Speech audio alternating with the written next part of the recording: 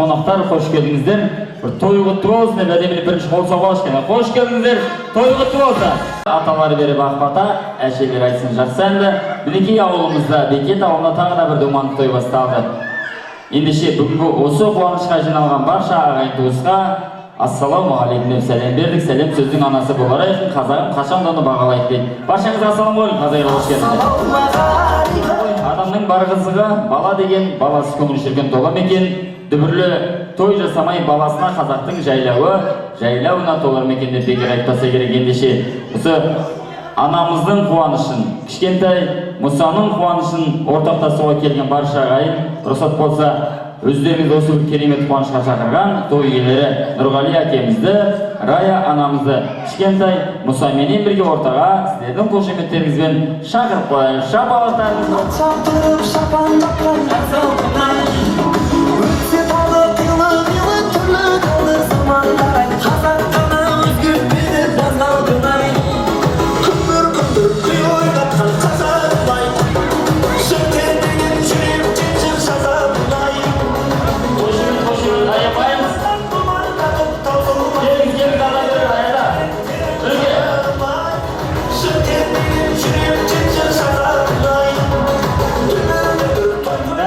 іздеме жұмағыңды өзгелерден, жұмақтың кілті ата-анаңның табанда деп бекер айтпайды. Ендеше бүгінгі мінекей анамызға құрмет қып той жасап жатыр, кішкентайдың қуанышын бірге атап өтіп жатыр. Олай болса, құрметті ата-апа, той қуаныш құтты болсын.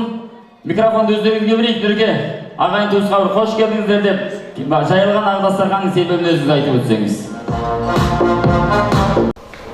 Келіп жатқандарыңыз рахмет. Мұсаның бір жасы Doğasını Raya'nın Zeynep çıkıyor benim. Osman toyumuz var. Ha. Осы той жасалып өткізейік, қуанышты. Қобалжу бар ағайын, кімде болса қобалжиды той қалай болады екен деген ниет қой енді. Апа, мінекей Рая апамыз ортамызда. Ағайын, бір анамызға, зейнетке шыққан анамызға бір қошеметтеп қояйықшы ағайын. Көздерін ашқан бұлақтың, сәулесі сөнбес шырақтың, жайқалып ана жүре беріңіз, есігі сізсіз жұмақтың дейді ғой. Сіздің де ағайын туыс ет жақын осында әріптестердің бәрі бар. Бір өзіңіздің бір жылы лебізіңізді білдіріп қойсаңыз сізде бола ма? Бүгін міне үлкен тойға жиналып келіп отырсыздар. Қуаныштарыңызға қуанышымды бөлісіп келгендеріңізге рахметімді айтамын. Дендеріңіз сау болсын, немелеріңіздің қызықтарыңды жүре беріңіздер. Естендермен бастайық, әрбір күндеріміз естелік болып қалсын. Кезінде әке аналарымыздың көше әні қолдарына гитара ал, көшеде шырқап өскен әні есің ал деген әдемімен бастайық. Той қуаныш құтты болсын. Сәулем ай, жолдармен дамыз жүргейсің, сонда сен мені әрдайым жанымда бар деп білгейсің. Түнде сен жүрсең көшеде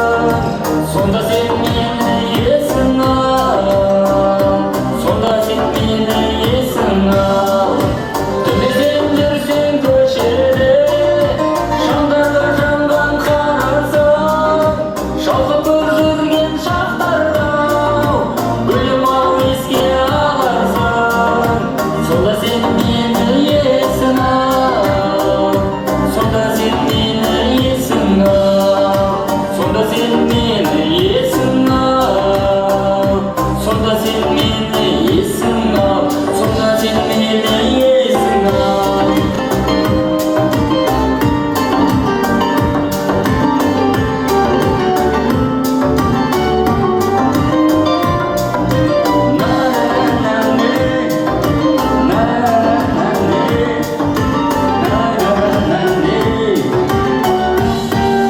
Дастарханға қарасаңыздар не жоқ ағайын.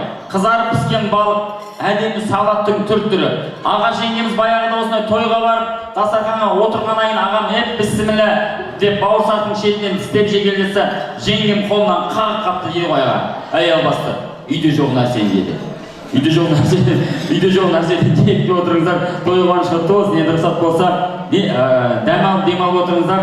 Той сіздермен көңілді. Ақ тілек әрине өз заманның алды. Қазіргінің қарты болған үлкендерімізден бастаймыз. Әке деген асқартау негіз қуат, ақ сүт берген анашың, егіз бұлақ, Алладан соң атаның разы болса, алдыңнан ашылады 8 жұмақ деп.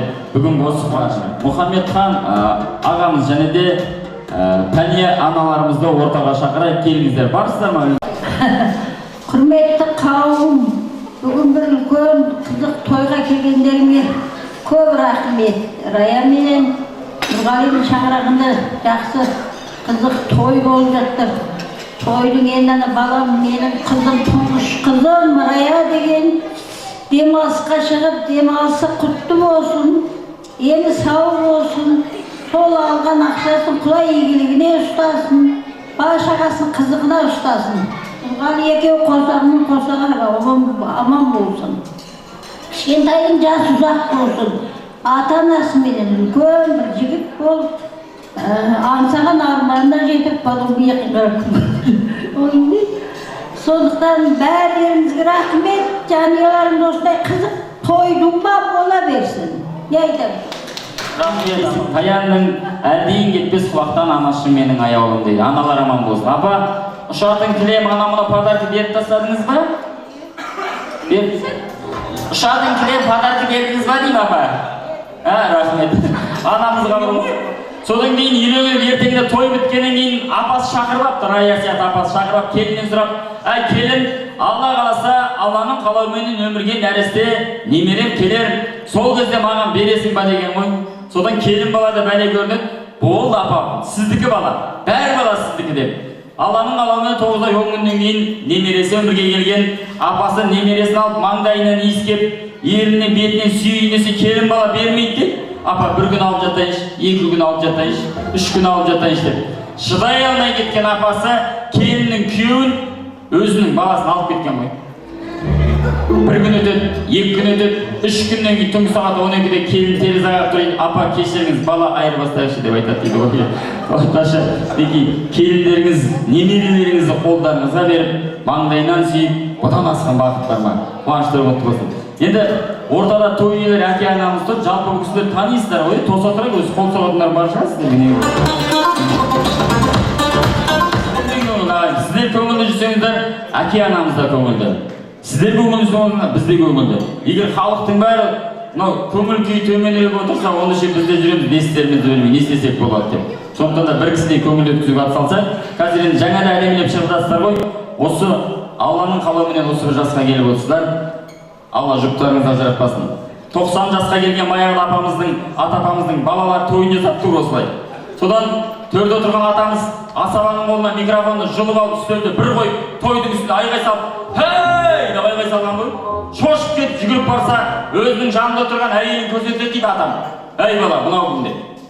"Ой, бұл сіздің әйеліңіз, балаларыңыздың анасы не болды?" десе, "Жарықтықтың әдемісін-ай, неге бұрын көрмеген" деп айтады дейді. Сол сияқты сіздер де 90 жасқа жетіңіздер. Алланың берген жасын жасай беріңіздер. Енді қазір тілек айтқан кезде ата өз жерде табылсаңыз деп айтқандарыңыз ғой. Бір ортаны екеуіңіз әдемілеп жүріп көрсеңіздер бола ма? Айланып, қолдарыңыз бұлап ата. Көңіл күй қалай сіз жалпы негіз? Жақсы.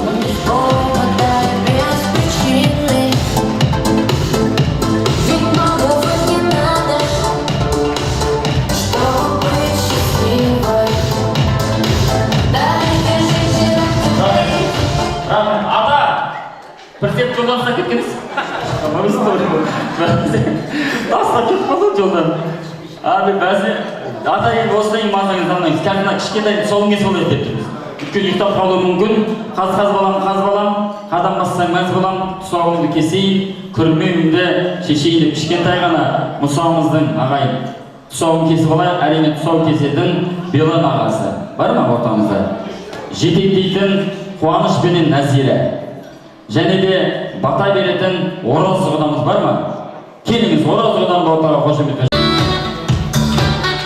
Есімі Аллаға шүкір Мұса деп қойған екен. Атына сатсай, еліне елеулі халқына қалаулы тұлға болсын. Сіздердің дұға тілектеріңізді Алла қабыл етіп, үлкен азамат болсын, қадамы құтты болсын дейміз. Қазір бісміллә деп ақ жолымызды жайып ата, тұсауымызды кесеміз. Құдайыма негізі қыздар бәрі бар ғой.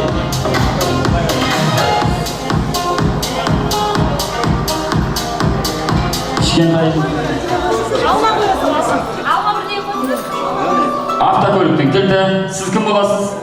Кілт қайтпайды, ауыратын қайтпайды. Ағайын мінеліш. Кішкентайымыздың тұсауы кесілді. Алла қаласа, бисмилля, жол ашық болсын. Қошеметтеріңіз.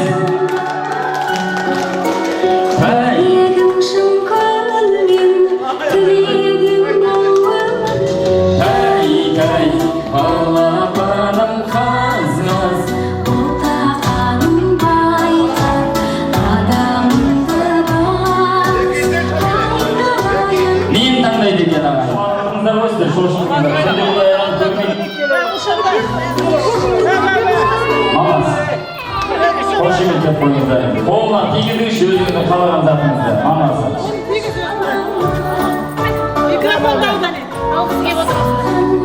Әнші болады ағайын Алла қаласа. Микрофонға қолын тигізіп жатыр. Жақсылық болсын. Аумин десең, маған Құдай берсін саған. Әуелі Құдайым оңдасын, қызың бағым қолдасын. Ой Құдайым сен жарыққа, өз ғұрыңмен тең жарыққа. Шығарсын Құдай жарыққа, еш нәрседен тарықпа, тыныштық бер халыққа. Малды қылсын, жанды қылсын, тепеңдесіп келгеніңде, тең ғұмырыңның алды қылсын. Жан бар жерде қаза бар, ақиретке таза бар. Тіршілікте Мұхаммед, о дүниеде Мұхаммед, осы берген бадамды баламызға қабілет.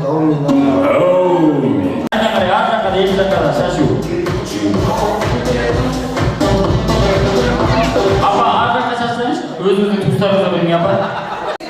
Нұрғали жезде мен Рай әпкемнің қуанышын бөлісіп кеп отырған. Бұған дұрыс жолдас, коллектив, бөтен адам жоқ. Қадамдарыңызға нұр жаусын. Үйлеріңізде той көп болсын. Алла береке берсін. Алла адам бар кезде бір-бірін қадырын білген дұрыс. Қадырлы, бақытты, баянды Алла ғұмыр берсін бәрдеріңізге. Тойымыз той қыласын, тойда жолуға Алла нәсіп етсін. Мына кішкентайымыздың ырымдап тұсауын кесіп жатырмыз. Аллаға бересі көп болсын. Алла қуат берсін, дені сау болсын. Әпкем пенсияға шығып жатырмын. Кішкене қауымның достардың басын жинап жатыр ағайындардың. Той қыласын. Алла тойда жолуға Алла нәсіп етсін. Осында біздің үлкен әкелеріміз бар, аналарымыз бар. Енді Шәмшінің әндерінен көбінесе тойға барған үлкен аталар сұрайтын анып. Шәмші енді кімге ғашық болмады?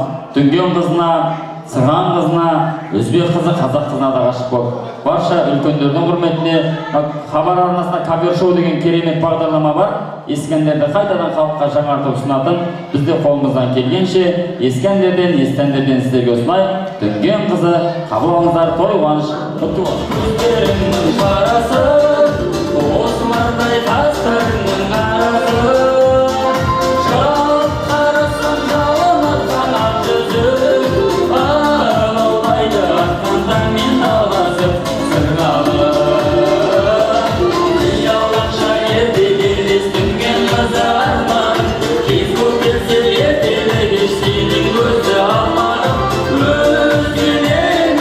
Özün boyu aşırı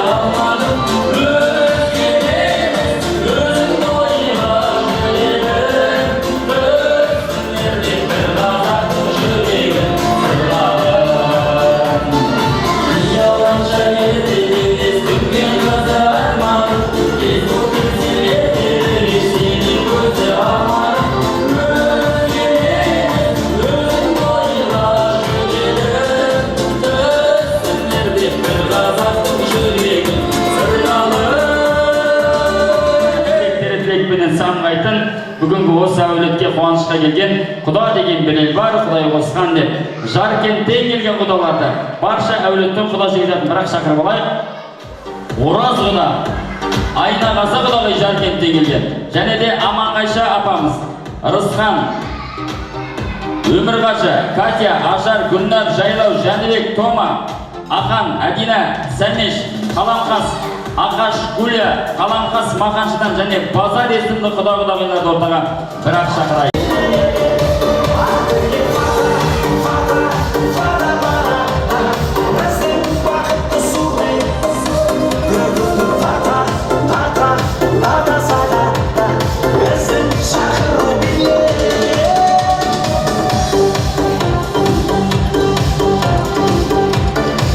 Сағы жауықты аналарымыз, Алла дендеріңізге қуат берсін, апа қош келдіңіздер, ақтылы көздеріңізде. Нұрғали, тойларын той қыласын, алған зейнет ақын игілікке, жақсылыққа немере шүбіргес бар. Қосағымен, құдамен, бірге кәдей бір жастықта. Аман болыңдар, кішкентай ұлының аяғы, қадамы құтты болсын, Қазақстанның бір үлгілі азаматы болсын. Мақсатым артынан көбейіп, жүгіре берсін немерелер. Бар жақсылық тілеймін, осы әлемде. Жақсылыққа келген көпшіл қауым, келген қадамдарыңызға нұр жаусын. Өстіп, әр уақытта жақсылықтың басында бас қосуға Құдай нәсіп етсін. Ал Құда, мына жасап жатқан Құдай, кеңсеге шыққан тойыңыз құтты болсын. Бала-шағаңыздың қызығын көріңіз. Балаларыңыз өркендеп өсіп, атпен шауып жүре берсін. Бүгінгі міне құда мен құдағидың зейнетке шығуы, немересінің бір жасқа толу мерекесіне келіп отырсыздар. Барлықтарыңызға рахмет. Мінеки екеуіне енді құдағиға сізге бақыт тілеймін, бар жақсылықты, немереңіздерді жетектеп беріп, соны жүре беріңіз. Немереңіздерді артынан еріп сіздің апа деп жүре берсін. Немереңіздің артынан ере берсін. Сонымен бар бақытты тілеймін сіздерге. Құтты болсын. Рахмет. Рая Құдашаның зейнетке шыққан қуанышына бәрілеріңіз келіп отырсыздар, ортақ болып келген адамдарыңызға Алланың нұры жаусын.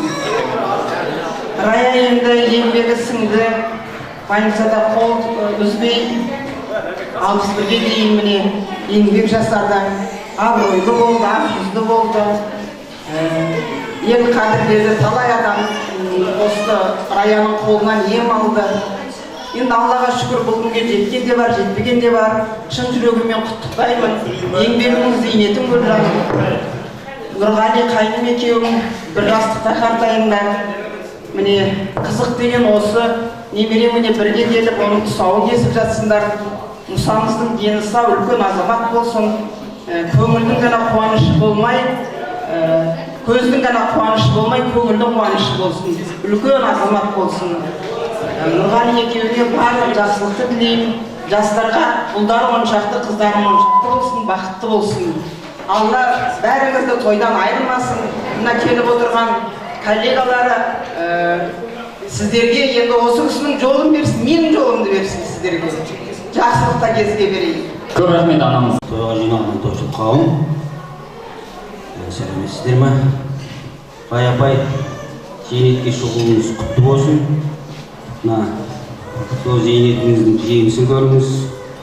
Бала-шағаларыңызға сол пенсияңыздан шашып, немерелеріңізге жүре беріңіз. Ал енді мына кішкентай немереңіздің қадамы құтты болсын, үлкен бір азамат болсын, халқына қалаулы, еліне елеулі, биіктерден көрінетін Қазақстанның бір азаматы болсын деймін. Ал енді сіздерге өздеріңізге денсаулық, сол бала-шағаларыңыздың қызығын көріп, осындай тойдан тойға кете беріңіздер. Денсаулық, зор, бақыт тілейтін сол енді. Той құтты болсын. Мына тойға жиналған көпшілік, тойларыңыз құтты болсын. Рая, құрметті тойға шақырғандарыңа көп рахмет. Зейнетке шыққаны құтты болсын. Сол зейнетінің еңбегін жей беріп, мына кішкентайдың бауыр тұсауын кесіп жатсыңдар. жүлдеп болсын, үлкен азамат болсын, сол балапанның артынан тағы да балапандар ере берсін, дендері сау, аман есен болсын бәрінің. Тойға жиналған көпшілік, барлықтарыңызға тек қана жақсылық тілеймін. Менің өзіңе арнап әкелген кішкене сыйлығым бар еді, соны тарту етті. Апамыздың Рая анамызға сыйлығы әрине қадаға камзол, орамалменен солай ғой апа.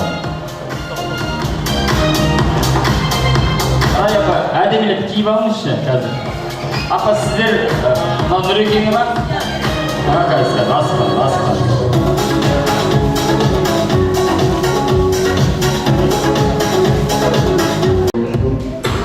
Нұрекеңе әдемі Мырза брендтің камзолы әдемі қошеметтеп қойыңыздар ағайын.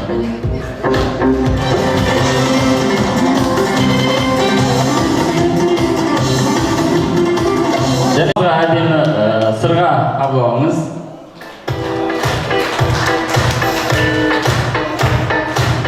Құтты болсын, Рая өзің зейнетке шығып жатсың. Тек және жемісін көріп, немере шөберелерің көп болсын. Ғалияға жан-жарыңыз зейнетке шығып жатыр екен. Енді еңбек етті, осы жасқа шейін енді жемісін көрсін. Енді қызығын немерелер көрсін, шөбереге жетсін. Жемісін жеңіз, өмір бақи еңбек еттіңіз. Енді өмірге қадам басып жатқан балаларыңыздың жолы ақ болсын. Елімізге елеулі, халқына қалаулы бір азамат болсын. Енді тек қана үйлеріңіздің той үзілмесін, тойға ғана келейік, тойларыңыз той боласын, әрқашан тілектеспіз.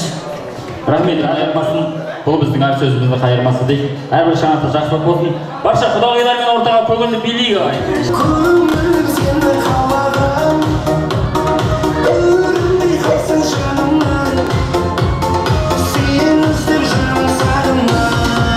Para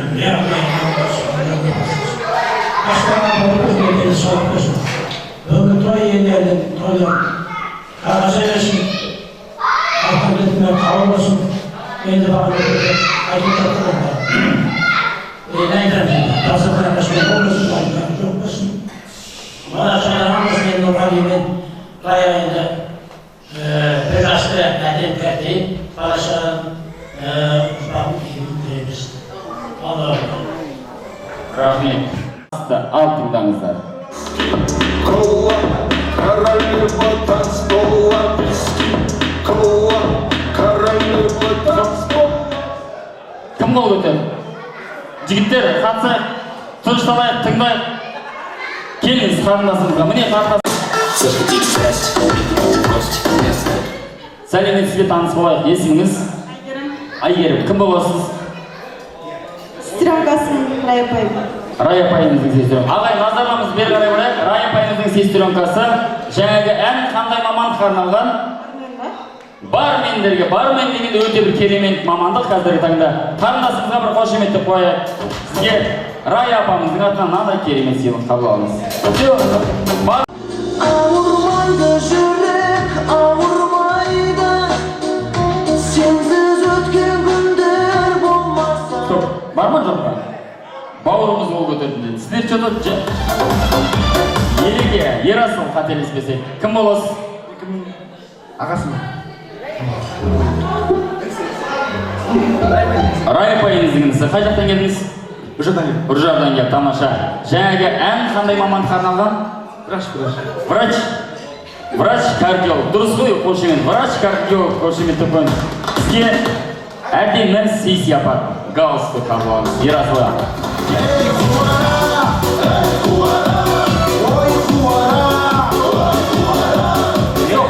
Қандай маман? Апам қол көтер, жоғарыда. Кеттік апам, беріп шығамыз.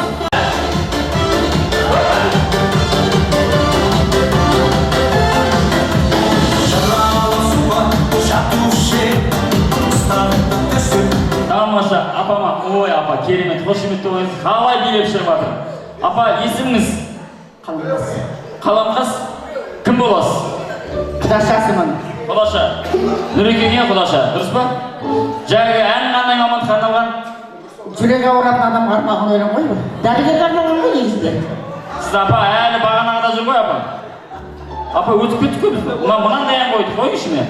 Ей, қуарақ деген, бұл қандай мамандыққа? Арақ ішкен адамның жүрегі ауырады ғой, әрине медикке барады ғой. Апа дұрыс болмай қалды, сізге бір сыйлық беріп қойын. Ар жақтан еңбекпен билеп келдіңіз ғой, бірақ негізі сіздің жауабыңыз енді дұрыс емес болып тұр апа. Айта алмаймын апа. Келіңіз әне, айым. Тағы бір тойда кездесем, сонда айта алмай қалсам тағы ұят болды, енді айтасыңшы. Айтпаймын апа. Келіңіз.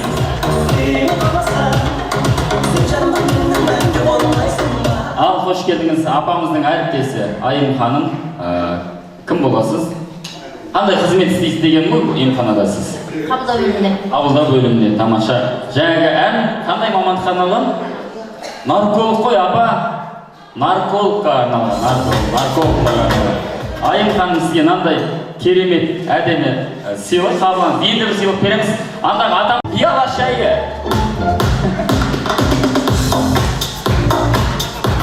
Келесі, алтындай, қандай мамандыққа?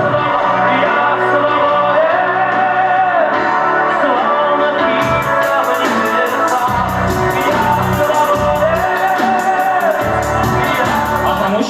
Рахмет, қандай? Бойдақтарға? Апам бойдақтарға дейді, дұрыс емес. Кімде бар жауап? Қандай мамандыққа арналған? Кім біліп отыр аға? Біліп отырсыз ғой ағасыз? Психологтарға емес, бойдақтарға емес. Сіз отырып алып айтайынызды келсеңізші бері қарай.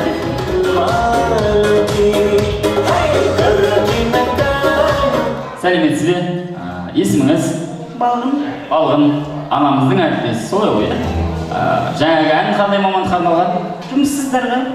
Жұмыссыздарға дұрыс қой, таза оның директор бездельниктерге арналған. Сізге тамаша керемет жауабыңыз үшін жағдайыңыз сіздің дұрыс па? Мәдени күйінде істесем аларым сізді жұмысқа. Анамыздың атынан сізге әдемі кружка. Кеттіңіз. Балғын ханым, сізге де апамның атынан тағы да 1 килограмм рожки. Рожки марка, ет береміз майына. Обед болады, в общем. Кеттік, келесі тағы бір ән бар мамандыққа.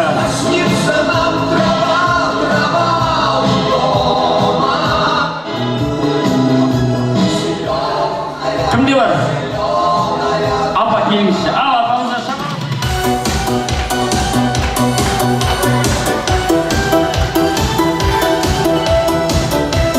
sizge apay, hoş geldiniz. İsminiz? Asingül apamız, әріптесі. Жаңағы ән қандай мамандыққа алған? Дұрыс айтады, космонавтарға арналған қошемет деп қойсаңыздар. Апай сізге мынандай әдемі контейнер абзалыңыз. Және бізде тағы да ертең жұмыста керек нәрсе бізге ол күріш. Апай, айтпақшы не бар ғой, ертең ана ай ұрысып жүре ма? Шай беріп, қанты қайдап, қанты алсаңшы. Апамызға қошемет деп қойған, анамыздың туыстары, яғни Сабыр атамыз бастаған, Сабыр ағамыз, Дариға апайымыз, Қарлығаш апайымыз, Жазира, Ержан, Әсия, Серік, Айжан, Ардақ, Айтқали, Ләззат есімді туыстарымыз бар болса, сіздерді қошеметпен көңілдер ортақ.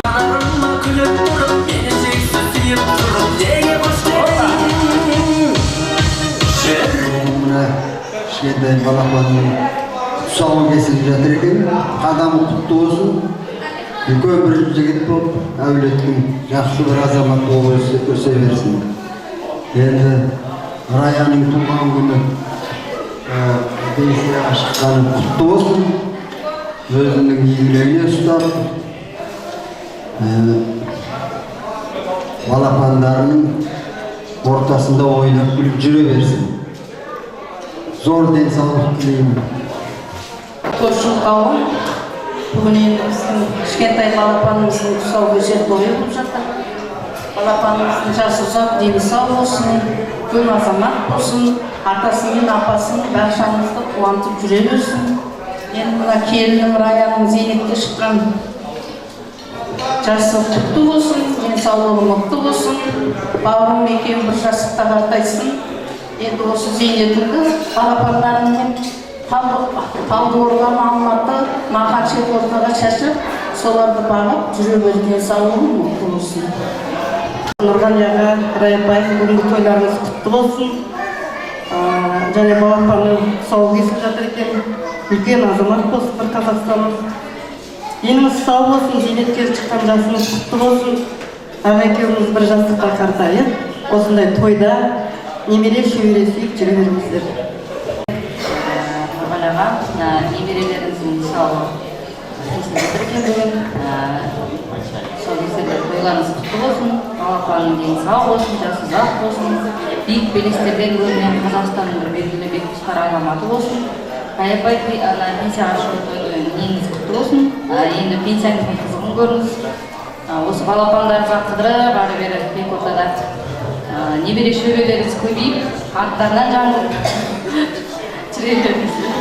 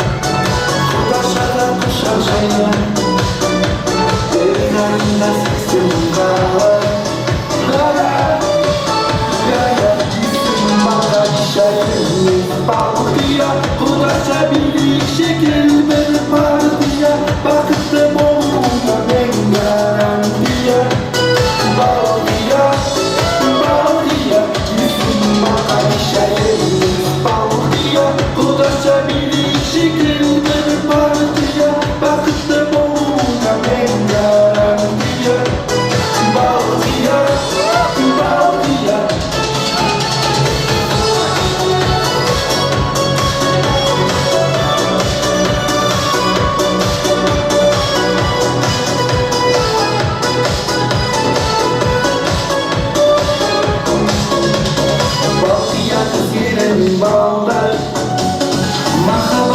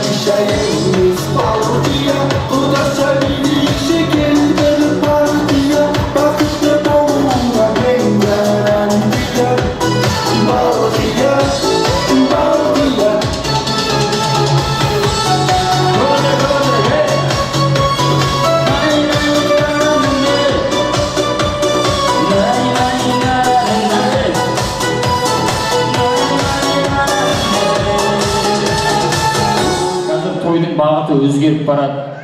Даңғырлақтарын даңғырлатып қоясыңдар да салт дәстүр деген қалды деп расымен де. Не ән айтқызбайсыңдар, қазақы салт дәстүрді ұмыттырып бара жатсыңдар деп үлкендер ренжіп жатыр.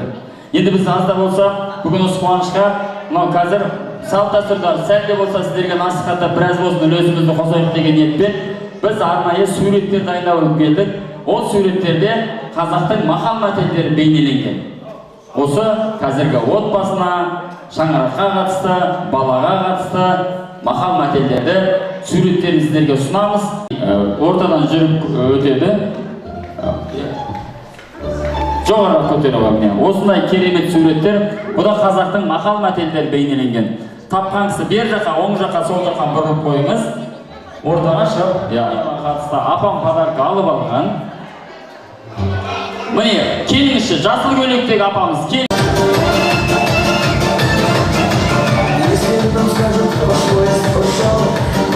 Рахмет. Апа, неге біртүрлі шығып келесіздер ба? Есіміңіз кім? Оразкел. Оразкел, қай жақтан келдіңіз? Ауылдан, Бекет. Бекеттен?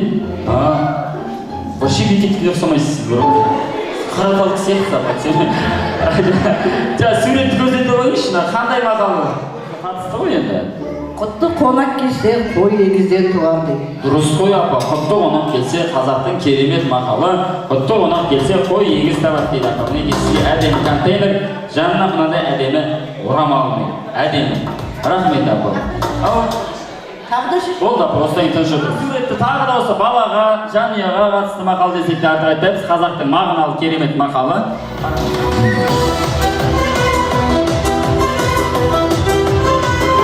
Сәлеметсіз бе, қалыңыз қалай? Тура мына балаға ұқсайды екеніңіз, сіздің балаңыз бар ғой. Қандай мақал? Асық ойнаған озар, доп ойнаған тозар, бәрінен қой бағып қозы жеген озар. Өтір кетпеші.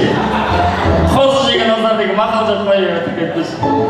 Күшті жерін бұзып жердің дәміз жерінше апалар тосып отырған айтам екен деп. Күшті жерін мақалды бөлістен жағдыңыз. Көп көрім әжептеуір мақал. Қате деп қабылдаймыз, дұрыс айтпасаңыз. Басқа біреу айтады. Қайтадан айтыңыз. Асық ойнаған азар. Доп ойнаған тозар. Бәрінен де қой бағып. Қоз баққан. Қош жейсен, қой мерекесі. Қайда қозы. Күшті жерін айтыңызшы, күшті жерін. Бәрінен де қой бағып. Бәрінен де қой бағып. Жоқ жеген озар. Көтен жеген озар ғой, тұрсын не аға. Сізге. Мынандай сізге әдем сый-сияпат. Мына жақта ағамыз дұрыс жауап берген үшін ағама да мынандай. Бәрінен де қой бағып, қазақтың мақалы ғой, көтен жеген озар дейді аға. Сізге бір сұрақ қояйық, рұқсат болса аға. Кім боласыз жалпы?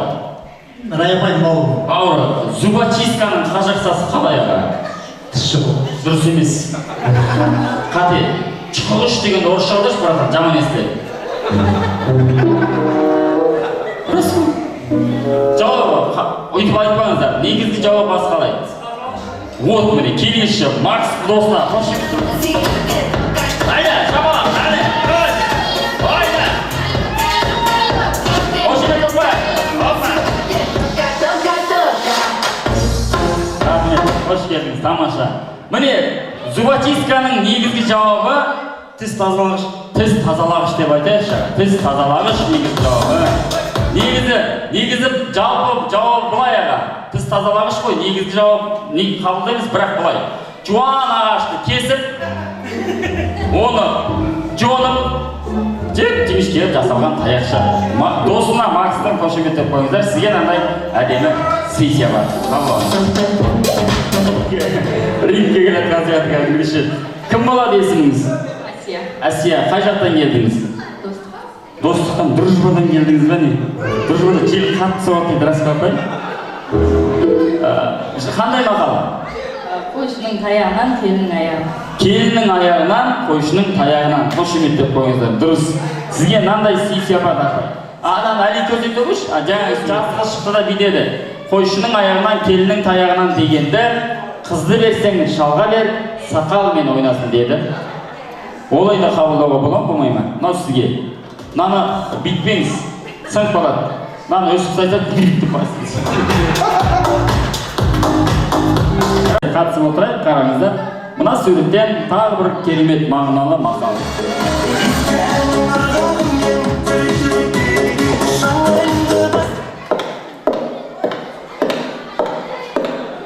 деген жүріс апай.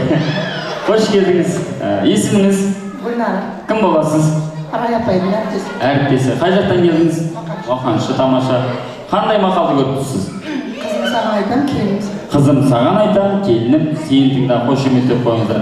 Апайымызға, әріптестерге біз ыңғай не береміз? Әріптестерге ыңғай рошки береміз.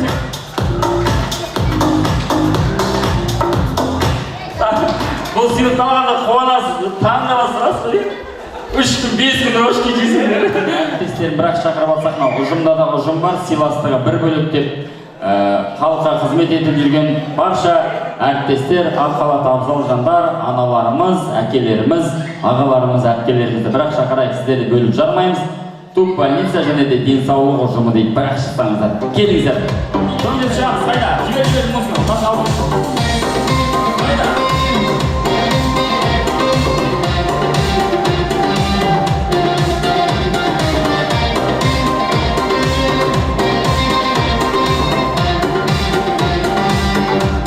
Райшкамнан 60 жасың құтты болсын жаным алтыным. Еңбегің сіңді деп айтсақ болады, енді біз 40 жыл істеп, соны зейнетін көренді, бір нанды бөлісіп жеп. Осы райбанисаға еткенде жылап көрсетін подружкам еді енді. Міне зейнетке де шықтым. Тек қана саған не тілеймін. Алла саған бақыт берсін, денсаулық берсін. Басты байлық денсаулық дейді ғой, денсаулық мықты болса Райшкам бәрі болады. Мына кішкентайыңмен тұсаң кездер тойы деп жатсың, құтты болсын. Қадамы құтты болып, осы тек қана немерелеріңнің қызығын көріп, мен Нұрғали досым, мен Алла тағала сені бір жақсылықта қартайтсын. Аман болайық, осы Алла тағала бізге тек қана береке, бірлік берсін, денсаулық берсін. Анаң аман болсын, туыс туғандарың аман болсын, бауыр қарындастарың аман болсын, соның ортасында бүлкіл жайнап, күліп ойнап жүре бер. Талдықорған, Алматы дейсің ба, қайда барсаң да жолың ашық, алтыным. Өзің бір сондай салмақты да, сондай бір инабатты да, өте тамаша азаматшасың. Адам сыйлағанды да, сипағанды да білетін. Тек қана мен саған жақсылық, амандық тілеймін. Енді мен мына қыздарымыздың атынан бір азын аулақ Тойға шашу. Қамбет жаным. Бәрі соғын жанып тұр еді. Ассалаумағалейкум, құрметті тойшыл қауым. Бүгін шынайы біздің өңірімізде, біздің енді коллективтің ортасында үлкен қызық, үлкен берекелі той болып жатыр. Өйткені жаңағы біздің Реген края зейнеттікке шығып жатыр. Өмірде еңбектің бейнетін көрден зейнетін көрсін. Нүкең екеуі жаңағы кішкентайының тұсауын кешіп жатыр, қадаманлық болсын. Атына заты сай, келешекте бір тұлғалы үлкен азамат болсын. Сіздерді көз алдарыңызда жүгіріп, өсіп-өніп, қуантып жүрсін, қайда жүрсе де. Енді әулеттерімде жайым осындай қызық, мол, береке, той айырмасын. Енді бағанадан бері айтып жатыр, Рая Нүкең екеуі бір жастықта қартайыңдар деп. Қарлық қайда барады ғой дейсіз, келеді. Бірақ дегенмен Реге өз басым айтатыным, бала-шағам көз қызығым, қарашалым өз қызығым деп. Осыдан былай кішкене еңбектен қолың босап, өрісің кеңей бастайды. Жаңағы қызық алда, қарлыққа асықпаңдар. Ол уақыт келеді. Той болсын, қартайма. 100 жасаңдар Нүкең екеуі. Осы көзге көрінген бала-шағалардың қызығын көріп, осы туыс-туғандарының арасында береке бірлікте болып, қай уақытта болса да жақсылықтарыңнан, қызықтарыңды ғана естіп жатайық. Құтты болсын тойларыңыз. Ал тойшыл қауым, тойларыңыз құтты болсын. Арай апай, еңбек жасыңыз құтты болсын. Деніңіз сау болсын. Аспаныңыз ашық болсын. Немерелеріңіз көп болсын. Немерелеріңіздің жасқа толып тұсаукесері құтты болсын. Арай апай, біз сізді жақсы көреміз. Деніңіз сау болсын, жолдасыңызбен бірге қартайыңыз. Зейнет жасқа шыққан тойыңыз құтты болсын. Кішкентай немереңіздің қадамы құтты болсын, қадамына гүл бітсін. Енді Рая апайым екеуміз бір участокте бірнеше жыл жұмыс істедік. Шынымен де Рая апайым өте сыпайы, өте мәдениетті кісі. Мақтауға тұрарлықтайсыз. Аман есен Алла Тағаланың сізге осы зейнетті бұйыртқанына шүкір.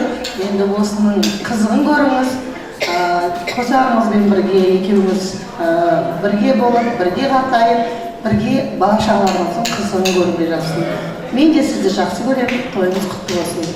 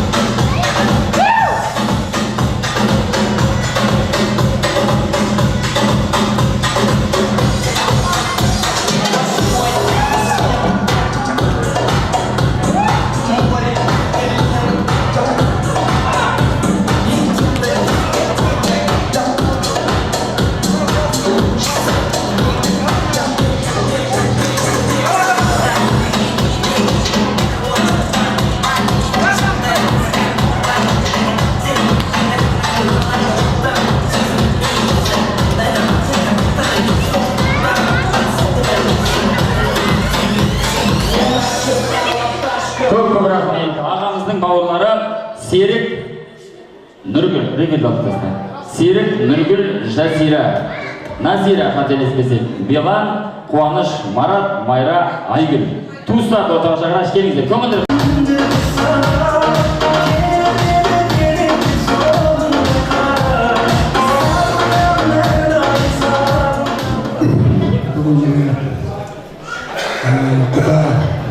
Құдағың туған туыстар, осы Рая апайымыздың жақсы келісімге жатырсыздар. Ортақтасып жатқандарыңызға рахмет. Ендеріңіз сау болсын әрқашанда. Енді Мұсамыздың бір жасы құтты үлкен азамат жігіт болсын. Енді Рая апайымыздың зейнет жасы құтты болып, дені сау болып, бейнетін көрсе де зейнетін көрсін. Әрқашанда жақсылық тілеймін апайыма. Бала шағасы аман болып, Нұрғали жездеміз екеуі енді бір жастыққа жүзге келсін. Ендері сау болсын. Бәріңізге жақсылық тілеймін. Әрқашанда берекелілік, денсаулық тілеймін. Мына келіп жатқан коллективтеріне де рахмет, міне туғандар үлкен-үлкен. Сіздерге де осындай той болсын. Денсаулық әрқашан берекелілік болсын. Кездерек осындай жездем Құдай бере салған. Ал енді құрметті ағайын, бөтен ешкім жоқ. Туған туыс, жора жолдас, Мақаншының бетқұштар коллектив.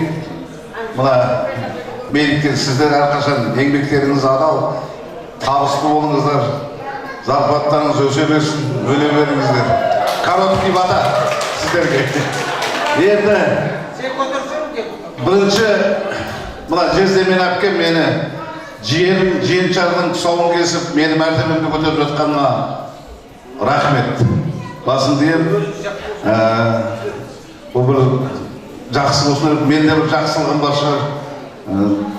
Рахмет бір несіне, осындай сый құрметіне. Екіншіден міне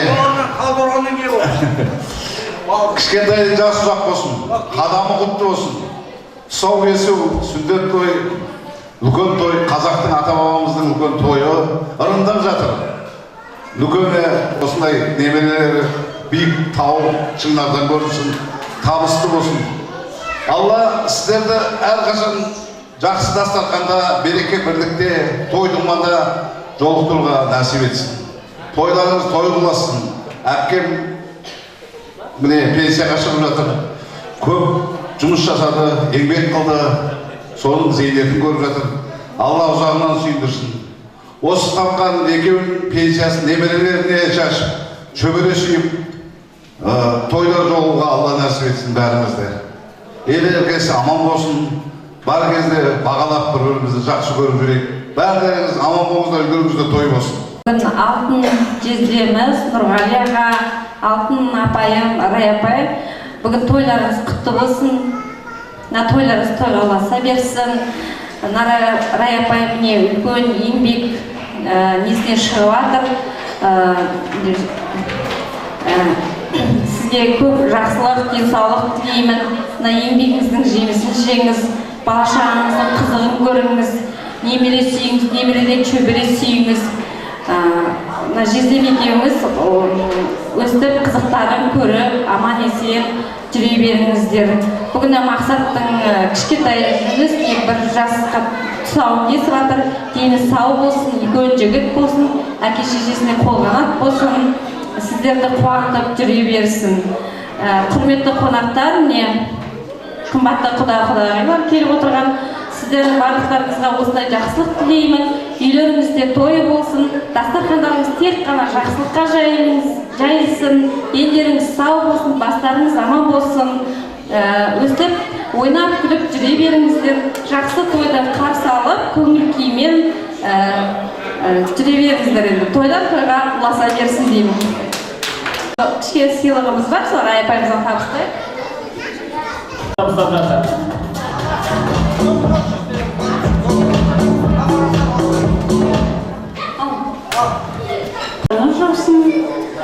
Көп рахмет шақырғанда бір адамда келгендеріңізге. Бүгін міне алтын жездеміз Нұрғали мен әпкеміздің үйінде жанұясында той болып жатыр. Қуаныштар ұзағынан сүйіндірсін, бала шағасының қызығын көрсін.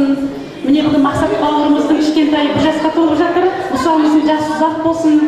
Айтады ғой, бір бала болса мың періште болады деп. Әрбір аттаған қарындар қуанта берсін. Үйлерінен әрқашанда ойыншықтың сылдыры, баланың былдыры үзілмесін. Райка әпкеміз Сізді құттықтаймыз, зейнетке шыққаныңызға деніңіз сау болсын. Біздің айтады ғой, жасының жасын айтып ұртасың деп, әпкеміз өмірімізге бізге бір қатты сөйлеп көрмепті ғой. Осы бір қалам түйірсіз көрмепті бізге. Дені сау болсын, осы кісінің жолын бізге берсін, сіз сияқты, жездеміз сияқты бақытты жанұя болайық. Әпкеміз сияқты жан тумас, туса дағы артылмас. Өзі сондай салмақты, алтыннан да ардақты деп айтып келеді. Құрметті қонақтар, келген қадамыңызға нұр жаусын. Міне Нұрғалияға, Райапай, бүгінгі тойларыңыз тойға ұласын. Райапай, бейнетіңіздің зейнетін көріңіз.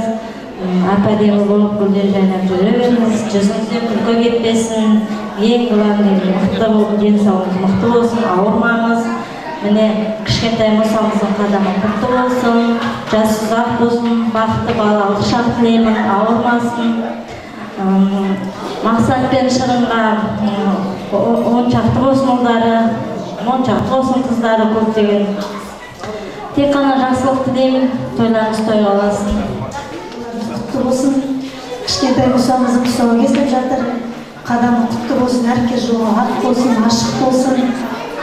Ата-анасының еркесі, әке-шешесінің көз қуанышы, көңіл қуаныштарыңыз болып, балалық бақытты шақта ер жетсін. Анау жұртта құда-құдайлар келіп жатыр, қуанышты бөлісіп жатыр, көп рахмет. Анау Жаркенттен келіп жатқан анашымыз отыр осы жерде, бәріңіздеріңізге көп алғыс айтамыз. Қуанышымызды бөлісіп келіп жатқандарыңызға. Дендеріңіз сау болсын, көңіл қызықтарыңыз өте көп болсын, той-тойға ұлассын.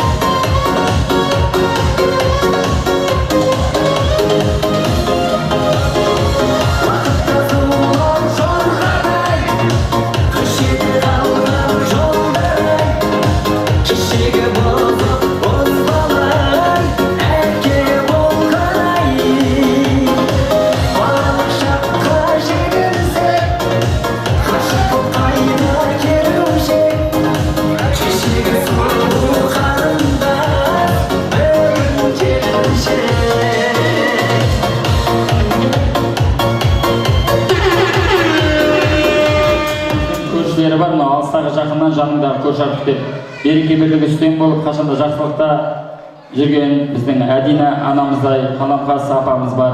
Арышан, Арай, Динара, Секен, Надя, Оразкен, Ақылбек, Еркін Шынар, Серікқан Айнаш, Маржан, және де Сайын аға, Секен менен Надя дейді. Барша көршілерді шақырамыз, келіңіздер, есімдері аталып аталмай қалған болсын.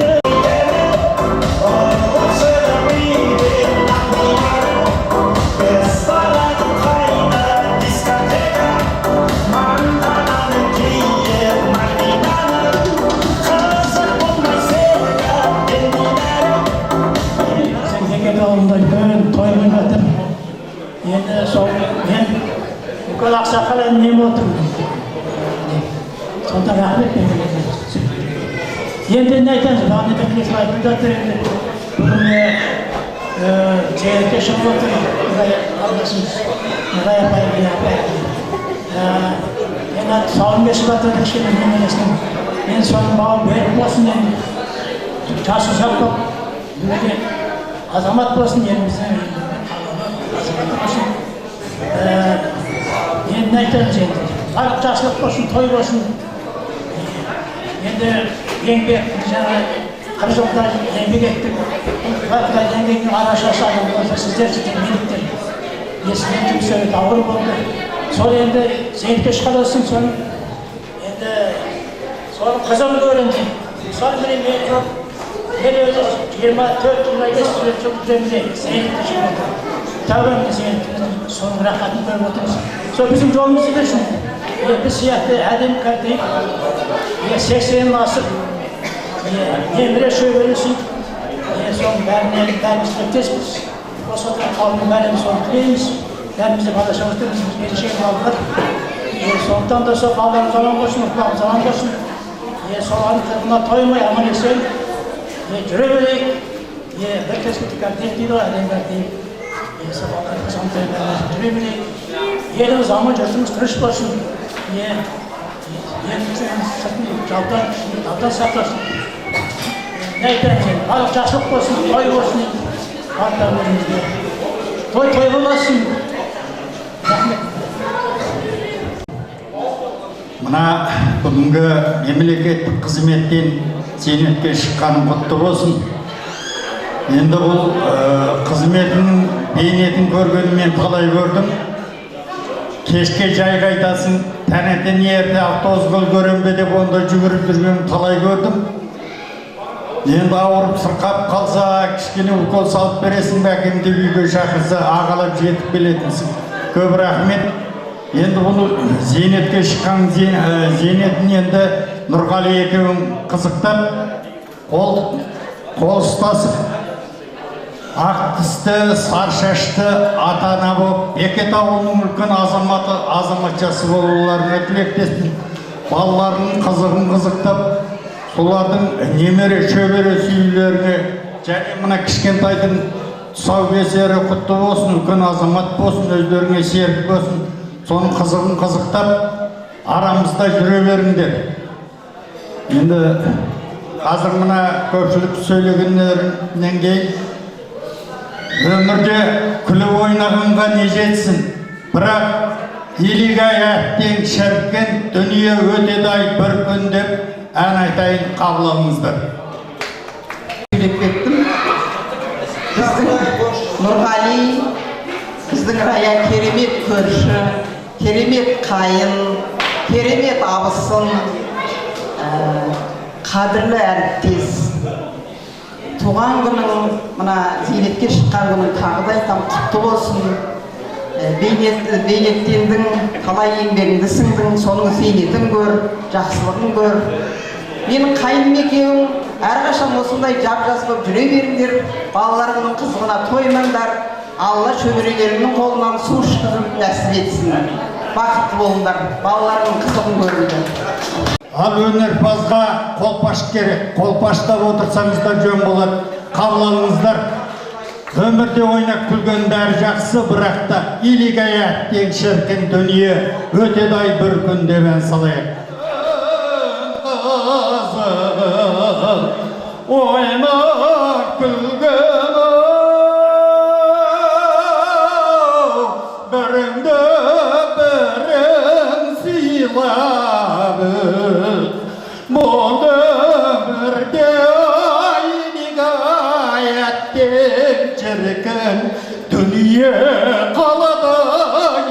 gün gül boynum. Aman dostlar, kordaslar, oynanan bu ömürden kızım. Kim tavaskanaydigay etken çelken dünya kaladay bir gün gül boynum.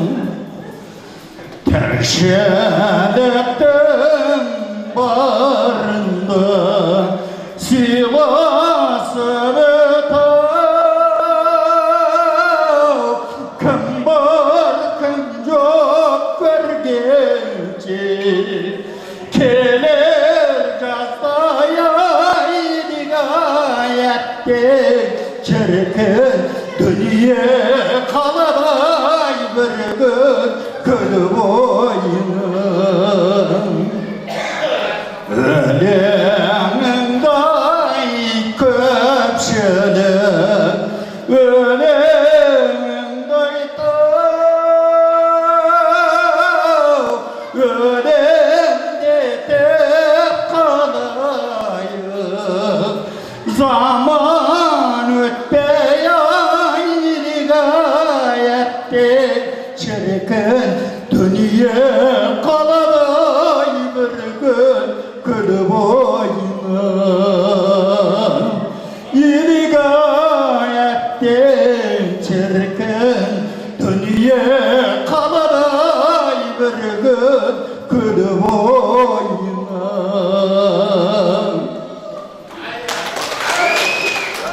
Gelin. Mikrofon geçmiyor. Havada. Gelin siz.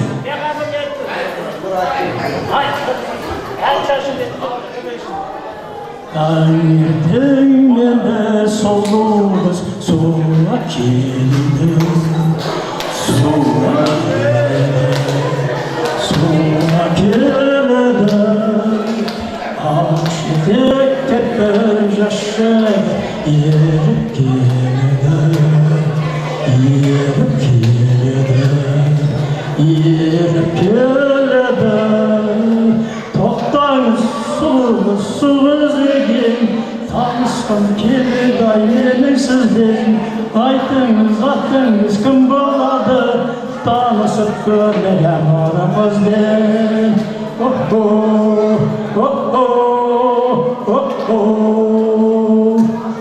Men atam niye gerek açsız aşıkım, açsız aşıkım, açsız aşıkım. Ben körgünde kaldanızday meni şansıya, meni şansıya, meni şansıya. Toptanız sol izlegen, tanışkım keldi meni sizden. Aytınız attınız kim boladı, tanışıp görmeden ona kızdan. Tamaşa. Basındadı bağımdı öşürmüşü Soğuğuzda kopşular sonun bari Senin soğuğunla görüşmesi Al sen tarihini alsın Taza tabirin ersin Sana olucu dalmayla Belki alsın Al sen tarihini alsın Taza tabirin ersin Sana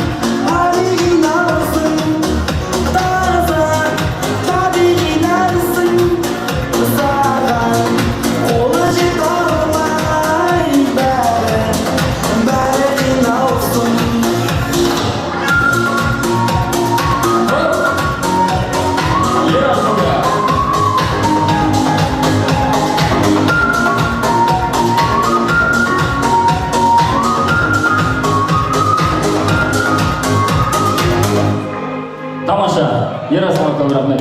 Құтты болсын деп жатыр. Ағайын туыс әдемі тілектеріңізді білдіріп жатсыздар. Кішкентайымызға арналған тәтті тортымызды әкелуге рұқсат. Ал кәнекей.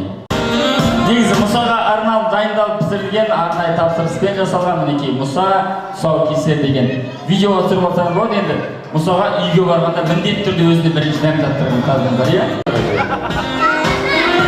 Рахмет. Қазір ортаға ата-анамызды шақырайық, келіңіздер. Той иелері атамызды, апамызды, Рай апамызды, Нұрекеңді және де отбасымен бір қошеметпен шақырып қойшы. Той иелерді келіңіздер.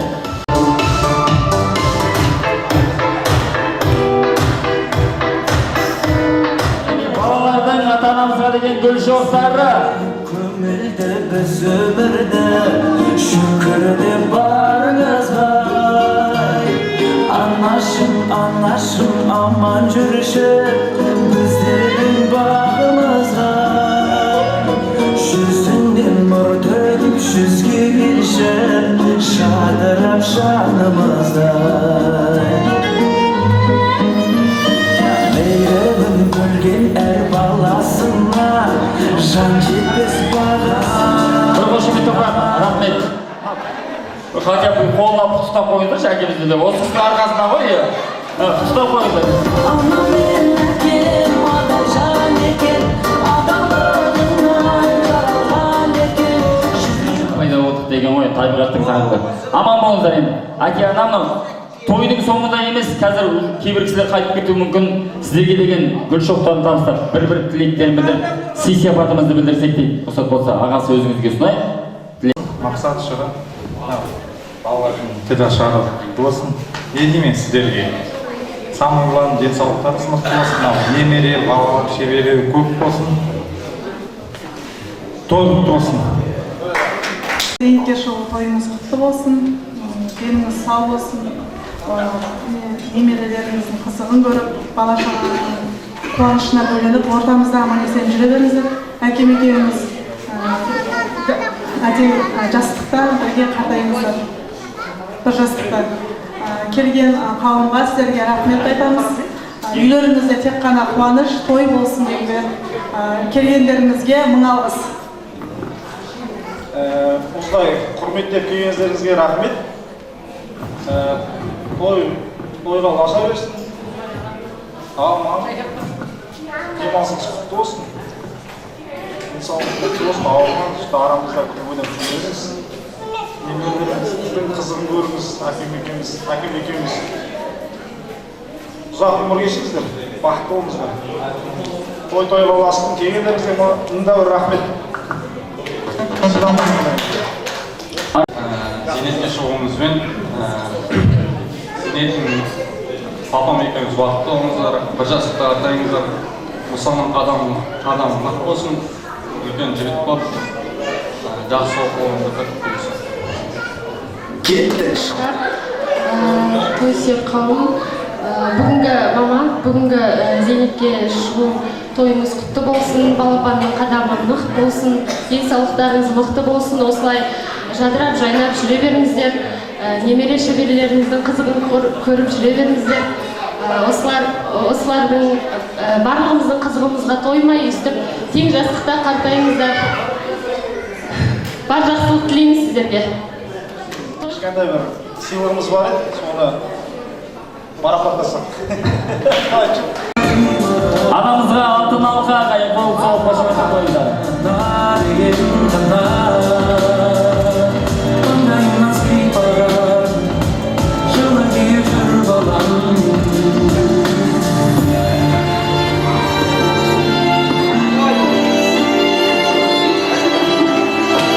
Қошеметтеріңіз болсын, аямаңыздар шапалақтарыңыз, аналар аман болсын.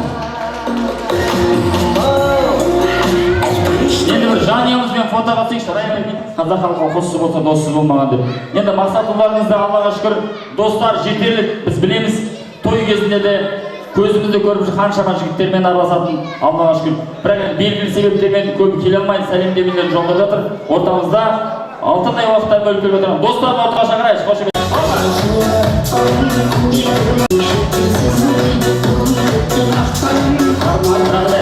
Мінекей, алтарыңызда 3 богатыря. Hoş geldiniz жігіттер, достар, аман болыңыздар енді. ақ тілек өздеріңізде. Кімнен болып жатыр?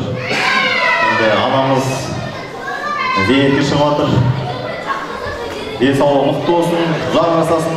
Енді қанша жыл еңбектенді, сол еңбегін жемісін көретін кез келді. Енді ары қарай немерелері қызығын көрсін. Енді мына кішкентай ұлының соңғы той құтты болсын дос. Не тілейміз? Бастысы денсаулық болса бәрі болады. Қалған дүние, зат, мүліктің бәрі келіп кететін нәрсе. Басты денсаулық. Енді биік шыңдарды жетелей берсін. Әрқашанда қастарында мақтаныш болып жүре берсін. Бүгінгі қалғанның тұсаукесері құтты болсын. Райапбай, зейнет жасыңыз құтты болсын. Табысыңыздың жемісін көріңіз, денсаулығыңыз мықты болсын. Бүгін немереңіздің қадамы құтты болсын. Тек қана сол немерелеріңіздің қызына тоймай жүре беріңіз. Ешіңізден күнге кетпесін. Сол бүгінгі айтылып жатқан үлкендердің ақ тілектері Алланың құлағына шалынып, сіздердің отбасыларыңызда тек қана жақсылық бола берсін. Осы кіші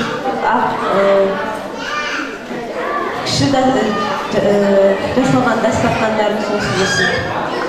Көп рахмет. Райапбай, зейнетке шыққан жасыңыз құтты болсын, ауырмаңыз, сырқамаңыз, еліңіз сау болсын. Өскеменде осының қызығын көріп, ұлдарыңыздың, немерелеріңіздің, келіндеріңіздің қызығын көріңіз. Аға сізге де деніңіз сау болсын, жүз жасаңыз, қартаймаңыздар. Не деймін, ал Макс, дос, келін қайда? Келін, енді мына ұлдарыңыздың, апай енді бір жас тұсаукесер той құтты болсын. Енді не дейміз? Тұсауын кесіп атсын, сүрінбесін, жығылмасын. Өзеннің ағысындай, тұлпардың шалысындай әр атқан таңдар жақсылыққа толы болсын. Не дейміз енді? Жақсы, бақытты, балалық шақ дейміз енді. Өстіп енді тойға ұласа берсін, артынан тағы әне қарындастар ере берсін енді. Сол Алланың назарында, бақыттың базарында болсын. Сол. Анау Жарбектен ат жаттып келген құдалар шыққан тойлар құтты болсын деп бастаймыз ба, қалай емес? Райапбай, зейнетке шыққан жасыңыз құтты болсын. Өзім кішкене тоқтым негізі. Мақсаттың достары көп, оны тамада жігіт өзі біледі. Просто бүгін 3-4 жерде той оқып, бәріміз бөліп жан жаққа кеттік. Басқаны айтамын, бір стандартный жаттауға нәрселер айтқым келмейді негізі ше. Сол Жиренше шешенің айтқаны бар еді, 80-де селіп деген чал боларсың дейді, 90-да толық миың орта түсер дейді. 100 жасқа жеткеніңде өлмесең де өлгеннен кем боларсың дейді. Бір 100 жасқа, 80 жасқа деп айтқым келмейді. Алланың берген жасыңды көр, сол жасты, бақытты, баянды өмір сүр. Басқаны айтамыз енді. Әрдайым өзіме не тілеймін, сол жақсылықтың бәрін саған тілеймін, досым. Ең бастысы дос, сен жолын берсін маған. Сыйлығымызды өзіміз мақсатқа Каспиймен жіберіп тұрмыз негізі, барағана тойдың басында. Тамаша. Сіздің достарыңызда мен шын ризамын. Көптеген қуаныштарыңызда болып жүрміз ғой. Бүгін осы сіздің қуанышыңызға келіп тұрған бір әке-аналарымыздың кезіндегі бір танымал кино актерлары сияқты болып тұр. Сіз былай қарай тұрыңызшы, шетке қарайшы. Үшеуі міне мына қызбен қосқан қыздар Кавказская пленница болып тұр. Бір динозавр келтірмеңіз ғой. Күшті жігіттер, от души аман болыңыздар. Бір суретке түсіп алайық, әдемі келіңіздер.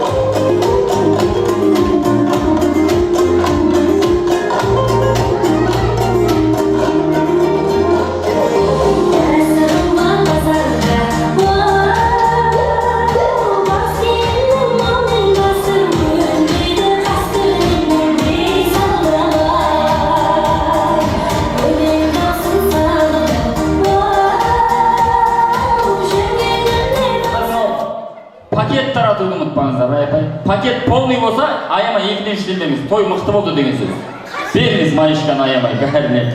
Енді мына жерде мен Ораз атамыз Жаркенттен келген той бастарына құрметті бір әдем ән шырқап берсем дейді. Одан кейін той иелері сіздерге алғыстарын айтып бір ақтар соқтаймыз. Ораз олар Жаркенттен келген келіңіз атамызды қошеметтен шақырып қояйық. Өзіңіз келейік.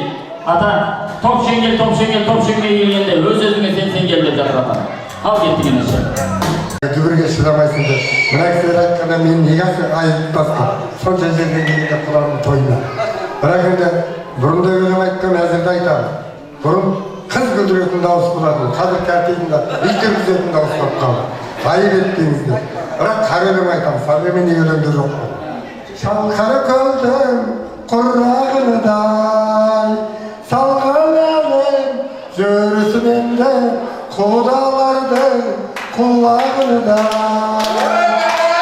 Өлең айтқан телейді ерінгенге бойым бойсам тартадау, керілгенге айбанбау. Жерден алтын таққандай қуанамын, құдалардың төбесі көрінгенде айнамау. Ақ бөкеннің ылағындай, шалқар көлдің құрағыдай, салған адам жүрісіненде көпшіліктің құлағыдай. Ақын өлең айтпайды, жантайған соң ауылың ешкім келмейді-ау, мал тойған соң айламау.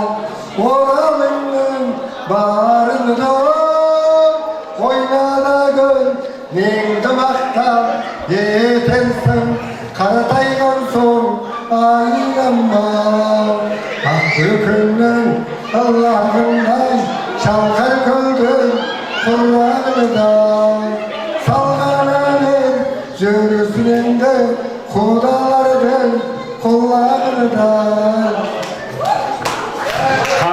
Құдаға бір қошеметті қойық, ауыз толтырмағайын айталамын. Келейікші ремет отбасында, келейікші осындай тойғардай, жанарынан жақсылық байқалатын құдалардың тейінен айналайын деп.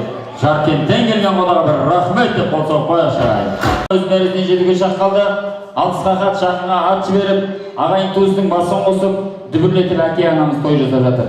Ендеше осы біздерге керемет қуаныш сыйлаған әрине анамызды, әкемізді ортаға шақырайық келіңіздер. Рая анамызды, әкемізді. Мінекей өзіңіздің ет жақын ағайын туысыңыз сізді сыйлап келіп отыр. Ендеше осы ағайын туысқа алғысымыз, жылы лебізіңіз болсын. Қуанышыңыз өз жоспарларыңызға рахмет. Дендеріңіз сау болып, әр семьяға осындай бақыт тілеймін. Аман есен болыңыздар, осындай тұсау болсын, деніңіз жас сіздерге бұйырсын. Аман болыңыздар.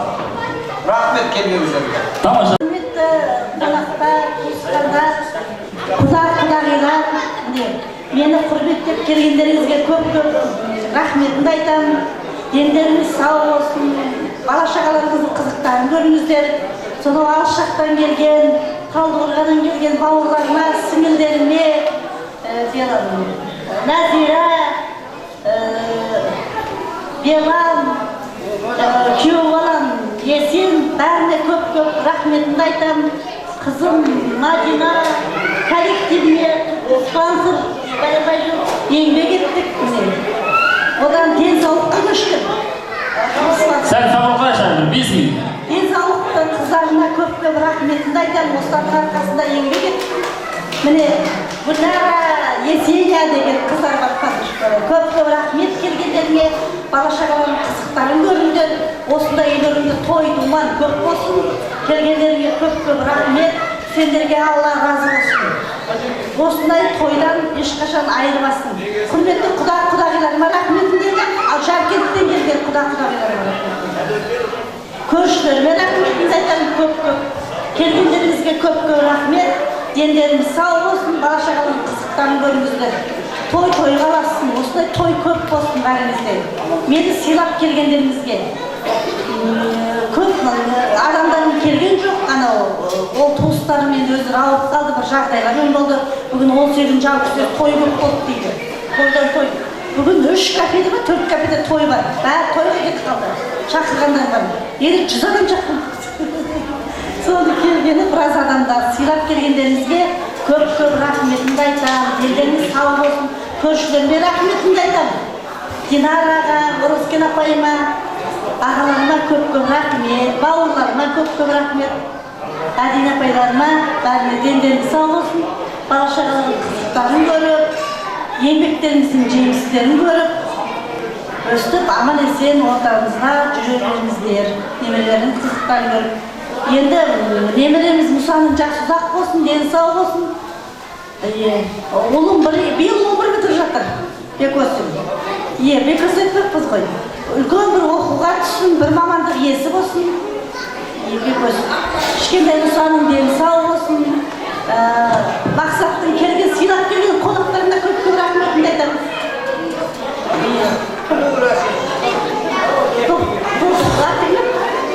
Достарына көп рахметімді айтамын. Тамадаға рахмет. Тамадаға мұндан рахмет. Дендері сау болсын. Көп рахмет. Макс осылай келе қарады өзі. Мен ғана ұлымен аттас қой, мақсат аты. Бұдан Макс деп айтамын бізге. Дені сау болсын. Коллективе денсаулыққа рахмет. Спонсор. Денсаулық көп рахмет. Аман болды. Көп рахмет жандарым. Аман болды. Сендерді менің жолдарымды өрсін, еселеп келсін. Расыменде бас ауырып балтыр сыздаған заманда той жасау екінің бірінің қолынан келмейді. Білгін келсе ағайыннан сыйылғы, алғын келсе ағайыннан сыйылғы, онда бауырым барың сал той жаса дейді. Әке анамыздың балаларының асқандығы тасқанды емес, бүгінгі анамыздың кішкентай Мұсаның қуанышына сіздердің бастарыңызда ақ-дастархан басына қосқаны деп біліңіздер. Әрбір шаңырақта жақсылық болсын, менің бабам сұлатпаған байрағын деп жатырмыз ғой. Әрбір шаңырақта береке болсын, бала адамның бауыр еті білегі, кеудесіне соғып тұрған жүрегі де жүректеріңіз ешқашан тоқтамасын, ұрпақтарыңызды мың жасаңыздар. Сіздескенше, біздескенше, осындай қазақ әдемі думан тойларда жүздескенше сау саламатта болайық. Әрмен қарай көңілді биге шығайық. Той қуаныш құтты болсын. Аман болыңыздар. Ал биге қарай, той құтты болсын, ортаға биге.